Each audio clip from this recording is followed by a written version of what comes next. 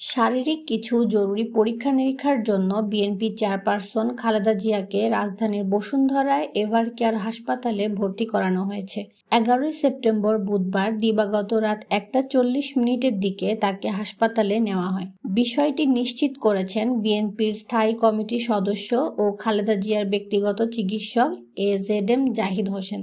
এর আগে বিএনপির চেয়ারপারসনের প্রেস উইং কর্মকর্তা শামসুদ্দিন দিদার এক সংবাদ বিজ্ঞপ্তিতে জানান, খালেদা জিয়ার চিকিৎসায় গঠিত মেডিকেল বোর্ডের সিদ্ধান্ত অনুযায়ী শারীরিক কিছু জরুরি পরীক্ষা-নিরীক্ষার জন্য তাকে গুলশানের বাসা ফিরোজা থেকে এভারকেয়ার হাসপাতালে নেওয়া হবে। এর আগে গত 7 জুলাই দিবাগত রাতে গুলশানের বাসভবন ফিরোজায় অসুস্থ হয়ে পড়েন বেগম খালেদা জিয়া। পরে মেডিকেল বোর্ডের সিদ্ধান্ত মোতাবেক জরুরি ভিত্তিতে পরদিন ভোর 4:45 দিকে তাকে এভারকেয়ার হাসপাতালে ভর্তি করানো হয়। এরপর 21 আগস্ট সন্ধ্যা 7টায় হাসপাতাল থেকে তিনি বাসায় ফেরেন। উন্নত চিকিৎসার জন্য শীঘ্রই তাকে যুক্তরাজ্যে পাঠানোর প্রক্রিয়া চলছিল বলে দলের পক্ষ থেকে জানানো হয়। সাবেক প্রধানমন্ত্রী বেগম খালেদা জিয়া দীর্ঘদিন ধরে লিভার সিরোসিস, ডায়াবেটিস, কিডনি, ফুসফুস, হার্ট ও চোখের সমস্যা সহ বিভিন্ন রোগে ভুগছেন। 23 জুন তার সফল অস্ত্রোপচার হয়।